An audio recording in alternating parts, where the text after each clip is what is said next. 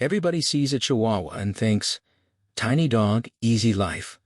But what if the smallest dog in the room is also the loudest, clingiest, and most underestimated one? Is a Chihuahua actually a good fit for you, your family, and your lifestyle as a first dog, or are you falling for the small dog, simple dog myth? In this video, I'll tell you honestly who will love living with a Chihuahua and who should probably choose a different breed. Is a Chihuahua a good first dog? Yes, but only if you understand that a Chihuahua is a real dog, not a pocket-sized toy. For a first-time owner, this breed can work very well if you want a small, affectionate, apartment-friendly companion and you are willing to train, socialize, and set boundaries from day one. But if your plan is, he's tiny, so I don't really need to train him, then this can go wrong fast. The most important thing is not his size, it's his emotional intensity, barking tendency, fragility, and strong attachment to people. So stay with me because the real answer depends on your daily routine, your patience, your home setup, and whether you're ready for a small dog with a very big personality. For whom is this breed a good choice? A Chihuahua can be a great choice if you're the kind of person who wants a close companion, not a dog that just exists somewhere in the background. If you live in an apartment, work partly from home, enjoy short walks, and like having a dog near you throughout the day, this breed may fit beautifully. It can also suit singles, couples, seniors, and calm households where people understand that small dogs still need rules. If you're someone who enjoys short training sessions, gentle routines, and building trust with a dog, a Chihuahua can become a loyal, funny, expressive little shadow. But even the perfect owner needs to accept a few realities. This dog may bark, may attach strongly to one person, and may need careful handling around children and larger dogs. So this is not a lazy choice. It's a compact, emotional, companion-focused choice.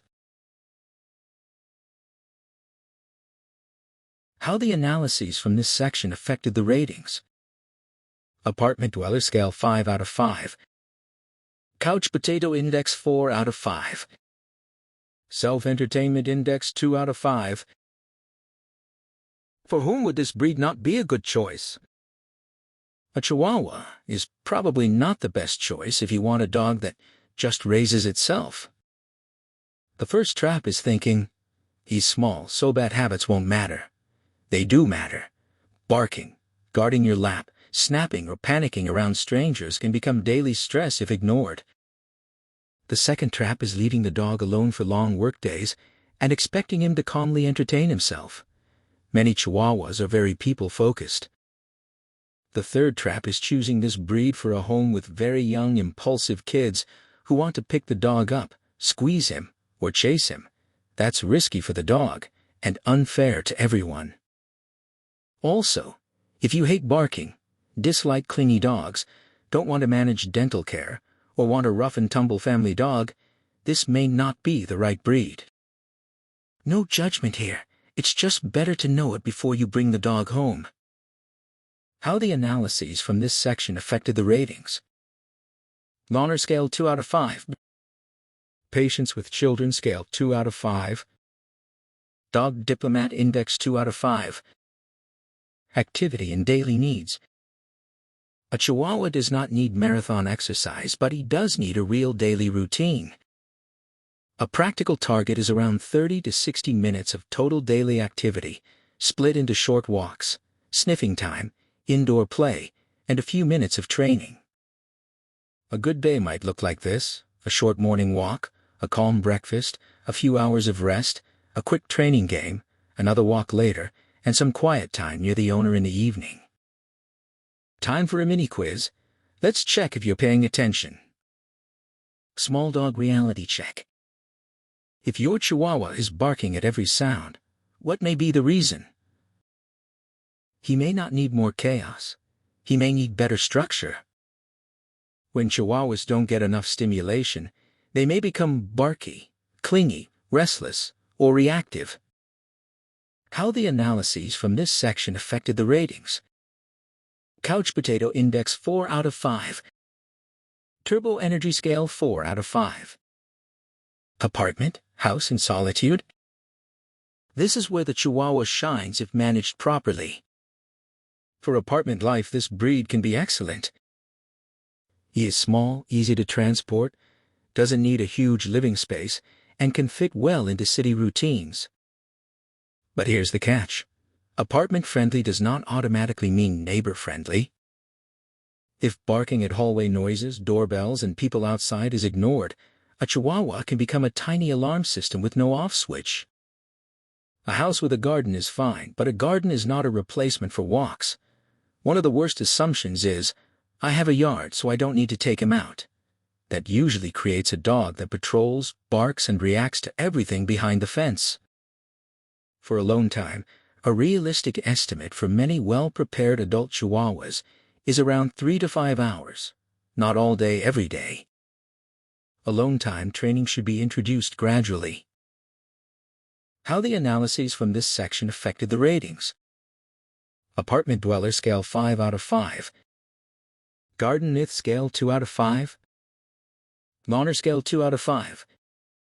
Self-entertainment index 2 out of 5. Children and other animals. Chihuahuas can live with children, but I would not call them a default, kid-proof breed. The main issue is not that they are automatically bad with kids, it's that they are physically tiny and can be injured easily. A child does not need bad intentions to hurt a Chihuahua. One rough pickup, one fall from the sofa, one chase around the room, and you can have a real problem. So the rules are simple.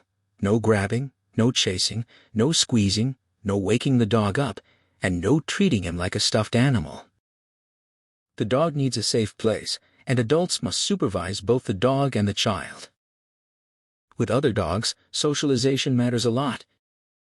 Some Chihuahuas do well, but many can be defensive or too bold around larger dogs. With cats, the potential is often better, especially with calm introductions. Myth to drop immediately. Small dog means perfect dog for children. Not necessarily. How the analyses from this section affected the ratings. Patience with children scale 2 out of 5. Dog diplomat index 2 out of 5. Cat tolerance scale 3 out of 5. Grooming health and costs. You know, the bowl does not fill itself. If you enjoy our movies, please donate. You will find the donation link in the description and the pinned comment. A smooth-coated Chihuahua usually needs brushing about once a week. A long-coated Chihuahua may need brushing 2 or 3 times a week, especially behind the ears, on the chest, tail, and feathering.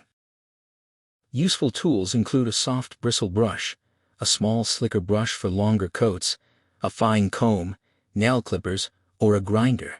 And what is very important here, a dog toothbrush and dog-safe toothpaste. All our recommendations for the basic Chihuahua kit can be found in the video description and the pinned comment under the video. Remember that when you buy from the stores we recommend, you pay the same, but support our channel. The biggest health topic I would not ignore is dental care. Chihuahuas are known for dental crowding and dental disease risk. Other documented concerns include luxating patellas, eye issues, heart disease, tracheal collapse, hydrocephalus, and leg calvoperthus disease. Monthly cost estimate in the U.S. is roughly around $75 to $255. Food may be around $15 to $45. Prevention $15 to $40. Dental or vet reserve $40 to $140. And grooming, basic care $5 to $30. Expert tip. Use a harness, not just a collar, and ask about cardiac, eye, and patella screening when choosing a puppy. Stay with me because now we'll bring all of this together into one final verdict. How the analyses from this section affected the ratings. For in the home index 4 out of 5. Grooming salon scale 4 out of 5. Veterinary risk index 2 out of 5. Owner's wallet scale 3 out of 5. Final assessment. My honest verdict is yes, a Chihuahua can be good for a first-time owner if that owner is patient, gentle, consistent, and realistic. This is a great breed for someone who wants a small companion, lives in an apartment, enjoys close contact with a dog, and is ready to work on barking, socialization, handling, and dental care. But it is not a great choice if you want a dog that can be left alone all day, tolerate chaotic children, ignore all noises, and magically behave without training.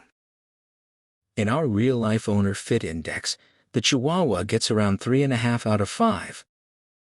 That means good potential, but not a universal recommendation. The biggest strengths are apartment suitability, low exercise burden, and strong companionship. The biggest challenges are barking, fragility, attachment, dental care, and confidence building.